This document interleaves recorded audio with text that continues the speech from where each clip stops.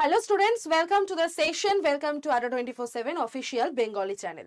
তোমাদের সকলকে স্বাগত জানাচ্ছি। গুড ইভিনিং প্রত্যেককে। এবং আজকে আমাদের কাছে এসে গেছে IBSCIO এক্সামের যে অ্যানালিসিস, সেটা IBSCIO এক্সামটা তোমাদের আজকে থেকে শুরু হলো, অর্থাৎ 16 তারিখ তোমাদের 3টে শিফটে পরীক্ষা হয়েছে। তো আমি তোমাদের শিফট 1 নিয়ে একটু আলোচনা করে দেব, এবং শিফট 1 এর মতনই শিফট 2 আর শিফট 3 তেও কিন্তু সেম প্যাটার্নে কোয়েশ্চেন এসেছে। তাই আমরা আজকে একদম ফোকাস করব যে আমাদের এই 16 তারিখের IBSCIO পরীক্ষার কোয়েশ্চেন পেপার কিরকম এসেছিল, হাই, মডারেট, ইজি, কিরকম লেভেলের প্রশ্ন সেখানে আলোচনা হয়েছে। একদম থরলি আলোচনা করব কোন সেগমেন্ট থেকে কোন টপিক থেকে কি কি প্রশ্ন এসেছে, সমস্তটা এই একটাই সেশনে তোমাদের সাথে আমি ক্লিয়ার করে দেব, যাতে এর পরে যে এক্সামগুলো আছে সেগুলো তোমরা ভালো করে দিতে পারো, সেগুলোতে তোমাদের একটা আইডিয়া তৈরি হয়ে যায়। এবং সামনে IBS এর এক্সামও অ্যানাউন্স করে দেওয়া হয়েছে, তো সেই এক্সামের জন্যও তোমরা যাতে প্রিপারেশন সেইভাবে নিয়ে ফেলতে পারো। তো একদম সোজা কথায় আমি যদি বলি, IBSCIO তে যে এক্সাম এসে হয়েছে বা যে ধরনের প্রশ্ন অ্যারাইজ করেছিল, সেটা কিন্তু খুব একটা যে বিশাল কঠিন প্রশ্ন তেমনটাও নয়, আবার একদম ইজি লেভেলের কোয়েশ্চেন তেমনটাও নয়। একদম মডারেট পেপার আমাদের ওভারঅল যদি আমরা দেখি, মডারেট পেপার আমাদের হয়েছে, যেখানে এমন কিছু প্রশ্ন ছিল যেগুলো একদম ডিরেক্ট কোয়েশ্চেন, যেরকম হরিপুরা কংগ্রেস বা হরিপুরা সেশন কবে হয়েছিল, বা এই ধরনের মানে ডিরেক্ট কোয়েশ্চেন এসে গেছে। সাল থেকে ইতিহাসের কিছু কিছু পলিটির অ্যাঙ্গেল থেকে একদম ডিরেক্ট কোয়েশ্চেন এসছে। কারেন্ট অ্যাফেয়ার্স এর মধ্যে থেকে একদম রিসেন্ট 2-3 মাস 4 মাসের কারেন্ট অ্যাফেয়ার্স থেকে প্রশ্ন এসেছে।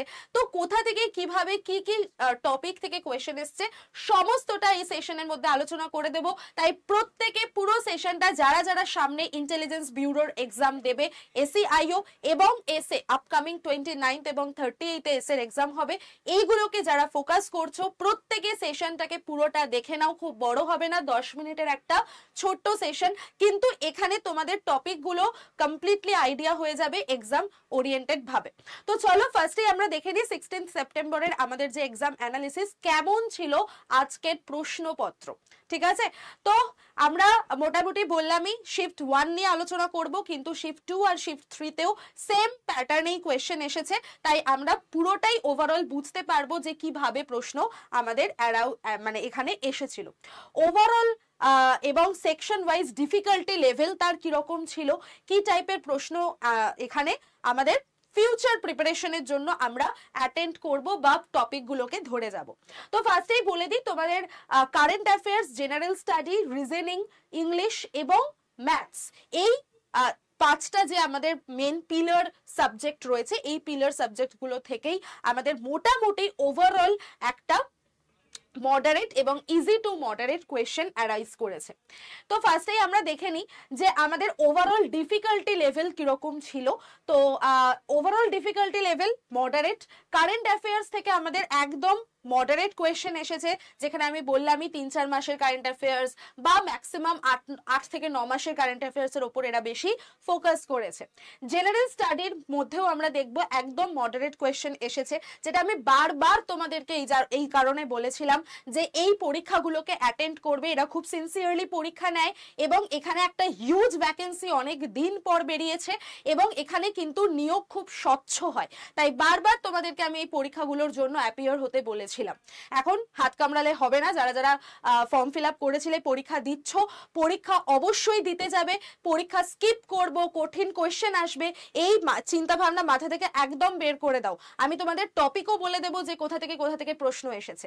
রিজনিং এবিলিটি যদি কথা বলি, রিজনিং তো এমনি ইজি হয়, তো সেখানে ইজি টু মডারেট লেভেলের রিজনিং এসেছে, বুঝতেই পারছো। নিউমেরিক্যাল অ্যাপটিটিউড বা ম্যাথসের দিক থেকেও একদম মডারেট কোয়েশ্চেন এসেছে। ইংলিশের দিক থেকেও আমরা দেখছি একদম ইজি টু মডারেট কোয়েশ্চেন এসেছে। আর এসিআইও এটা কিন্তু গ্র্যাজুয়েট লেভেলের পরেই এক্সামটা দেওয়া যায়, সেখানে ইংলিশ এবং রিজনিং থেকে ইজি টু মডারেট কোয়েশ্চেন আর ওভারঅল বাকিগুলো মডারেট এসেছে। তার মানে বুঝতেই পারছো যে এক্সামের প্যাটার্ন কি রকম হয়েছে। ঠিক আছে, ইংলিশ ল্যাঙ্গুয়েজের কথা যদি আমরা ফার্স্টে ইংলিশ নিয়ে আলোচনা করি, তাহলে ইজি টু মডারেটের মধ্যে আমাদের ফোকাস এরিয়া কি কি হবে, কোন কোন জায়গাগুলো আমরা পড়ে যাব, সেটা হচ্ছে ভোক্যাবুলারি, গ্রামার এবং কম্প্রিহেনশন। এই তিনটে জায়গা থেকে আমাদের কোয়েশ্চেন এসেছিল। তো এই তিনটে জায়গায় কি কোয়েশ্চেন প্যাটার্ন বা কি কোয়েশ্চেন টাইপ হিসেবে যদি আমরা দেখি, একটা প্যাসেজ দিয়ে দিয়েছিল কম্প্রিহেনশনে, তোমরা জানো, সেই প্যাসেজ থেকে একদম ইজি লেভেলের কিছু কোয়েশ্চেন জিজ্ঞাসা করেছিল। এছাড়া ইডিয়াম এবং ফ্রেজ, এই চ্যাপ্টারটা ভালো করে পড়ে যাও। ইডিয়ামস এবং ফ্রেজ থেকে 2 থেকে 3টে প্রশ্ন এসেছে। ওভারঅল শিফটের কথা আমি আলোচনা করছি, 3টে শিফট মিলিয়ে ওভারঅল 2 থেকে 3টে প্রশ্ন আমরা ইডিয়াম আর ফ্রেজ থেকে দেখতে পাবো। ওয়ান ওয়ার্ড সাবস্টিটিউশন, এক কথায় প্রকাশ, এখান থেকেও আমরা 2টো কোয়েশ্চেন দেখতে পাচ্ছি। এবং ভোক্যাবুলারি, এখানে রিডেমশন আমরা দেখতে পাচ্ছি। ঠিক আছে, তো ওভারঅল আমাদের মেনলি 3টে জায়গায় ফোকাস করব, ভোক্যাবুলারি, গ্রামার এবং কম্প্রিহেনশনে। ঠিক আছে, নেক্সট যদি আমরা দেখি কারেন্ট অ্যাফেয়ার্স, কারেন্ট অ্যাফেয়ার্সে আমাদের কোথায় কোন কোন টপিক থেকে প্রশ্ন এসেছে, ডিফিকাল্টি লেভেল একদম মডারেট। কারেন্ট অ্যাফেয়ার্সের মধ্যে দেখো ন্যাশনাল এবং ইন্টারন্যাশনাল যে ইভেন্টগুলো হয়েছিল, সেই সমস্ত ইভেন্ট, সামিট কোথায় কোন সামিট অনুষ্ঠিত হয়েছে, সেখানে ভারতের কি ভূমিকা ছিল, ভারত থেকে কে সেই সামিটটাকে রিপ্রেজেন্ট করেছে, আমাদের প্রধানমন্ত্রী করেছেন নাকি রাষ্ট্রপতি করেছেন নাকি অন্যান্য কোনো ক্যাবিনেট মিনিস্টার করেছেন, তো সেইখান থেকে প্রশ্ন দিয়েছে।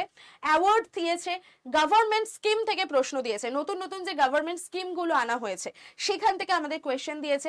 জেনারেল স্টাডিজের মধ্যে তুমি দেখো হিস্ট্রি, জিওগ্রাফি, পলিটি এবং সায়েন্স, এই 3টে জায়গাকেই ফলো করা হয়েছে। হিস্ট্রি থেকে প্রচুর ডিরেক্ট কোয়েশ্চেন তোমরা পেয়েছো, জিওগ্রাফি, পলিটি থেকেও অনেক ডিরেক্ট কোয়েশ্চেন আস্ক করেছে, খুব একটা ডিফিকাল্ট, বিশাল ডিফিকাল্ট কিছু কোয়েশ্চেন দেয়নি। ইম্পর্টেন্ট টপিকস যদি বলি, কোন কোন টপিক থেকে কোয়েশ্চেন দিয়েছিল সেগুলো একবার দেখে নাও। গোয়া লিবারেশন থেকে কোয়েশ্চেন দিয়েছে, সুপ্রিম কোর্ট আর্টিকেল থেকে কোয়েশ্চেন দিয়েছে, আর্টিকেল নাম্বার 21, 42 নম্বর অ্যামেন্ডমেন্ট, যেটা বারবার তোমাদের আমি বলেছিলাম যে মিনি কনস্টিটিউশন আমরা বলে থাকি এই 42 নম্বর অ্যামেন্ডমেন্টকে।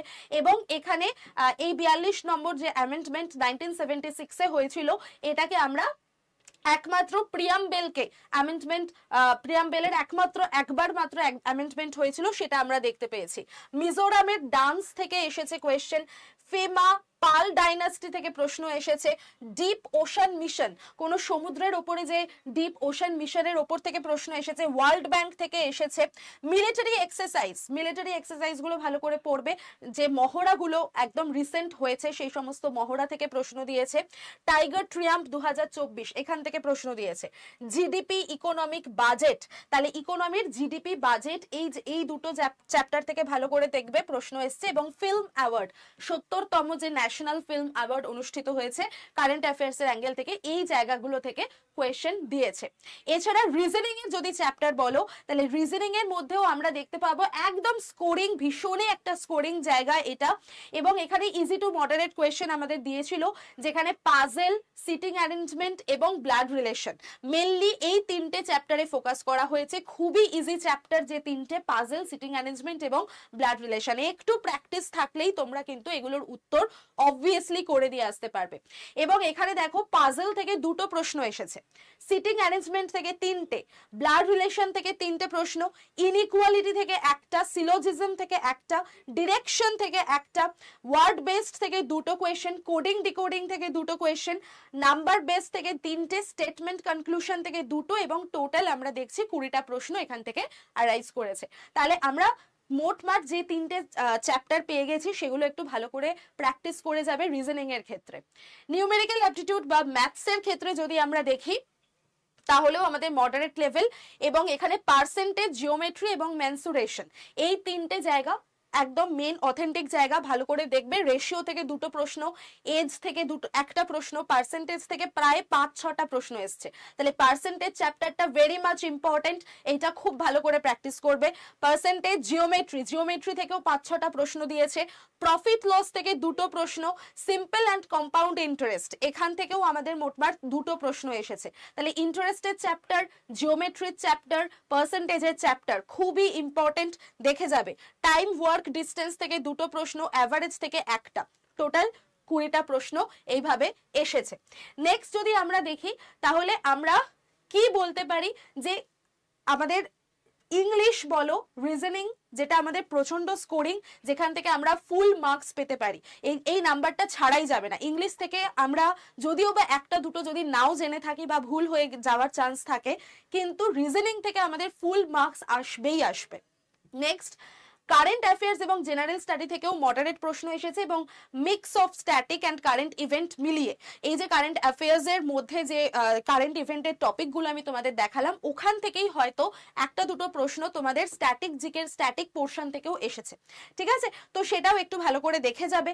প্রত্যেকটা টপিক আমি তোমাদের আলোচনা করে দিলাম, ওই টপিকগুলো পারলে স্ক্রিনশট নিয়ে নাও এবং সেইভাবে সেই টপিক ধরে ধরে লাস্ট যে তোমাদের প্রিপারেশন স্ট্র্যাটেজি আছে তার মধ্যে জাস্ট লাস্ট তোমরা এই টপিকগুলোর উপরেই বেশি ফোকাস করো এবং বেশি জোর দিয়ে পড়ে যাও।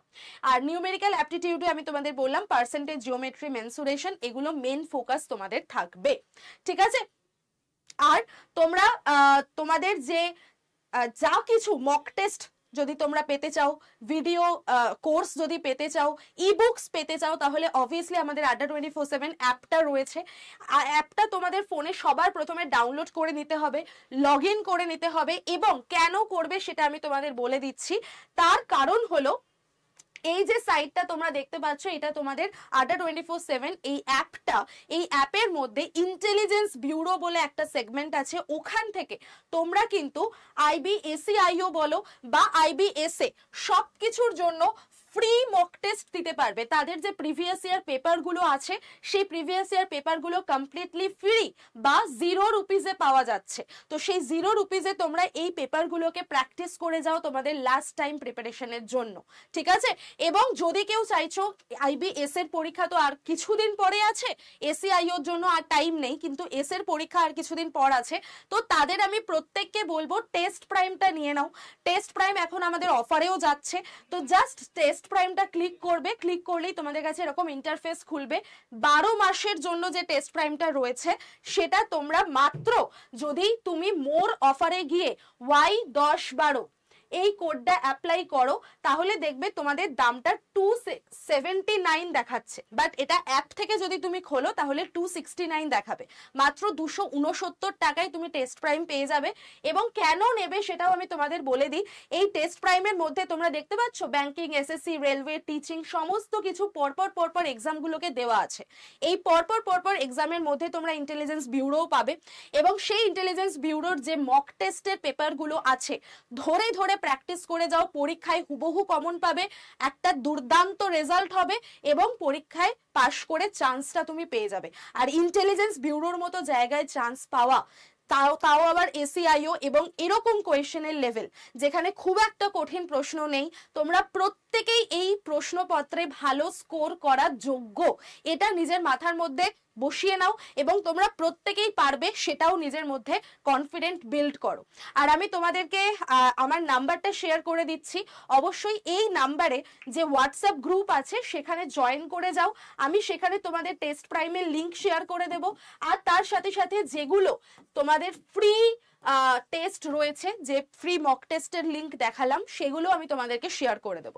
আর কিভাবে তোমরা অ্যাডমিট কার্ড ডাউনলোড করবে অ্যান্ড অল, সেগুলোর লিঙ্কও আমি তোমাদের শেয়ার করে দেবো। সিটি ইন্টিমেশন IBS এর জন্য বেরিয়ে গেছে, IBS এর অ্যাডমিট কার্ড ডাউনলোড লিঙ্কও আমি শেয়ার করে দেবো। তো চলো আজকে এই পর্যন্তই। আর অবশ্যই এই নাম্বারে হাই লিখে পাঠিয়ে হোয়াটসঅ্যাপ গ্রুপে জয়েন করে যাবে। আর Y1012 এই কোডটা অ্যাপ্লাই করতে ভুলবে না যখন তুমি টেস্ট প্রাইম নেবে। যখন টেস্ট প্রাইম নেবে তখন অবশ্যই এই কোডটা অ্যাপ্লাই করতে ভুলবে না, তবেই কিন্তু ম্যাক্সিমাম ডিসকাউন্ট 269 এ তুমি টেস্ট প্রাইম পেয়ে যাবে, ঠিক আছে? চলো আজকে এই পর্যন্তই। তাহলে সকলকে অল দ্য বেস্ট। আপকামিং যে এক্সামগুলো তোমাদের রয়েছে IBACIO এর জন্য, প্রত্যেকের এক্সাম খুব ভালো হবে। একটু ঠান্ডা মাথায় যে টপিকগুলো বলে গেলাম পড়ে যাও এবং সেই টপিকগুলোর উপর মেন ফোকাস করে তোমাদের পড়াশোনাটা কনক্রিট ভাবে তৈরি করো। আর IBS এর পরীক্ষা যারা দেবে তাদের জন্য আমি বারবার বলছি টেস্ট প্রাইম নিয়ে নাও, সেখান থেকে প্র্যাকটিস করতে থাকো, 100% কমন পাবে। চলো tata, all the best, bye bye.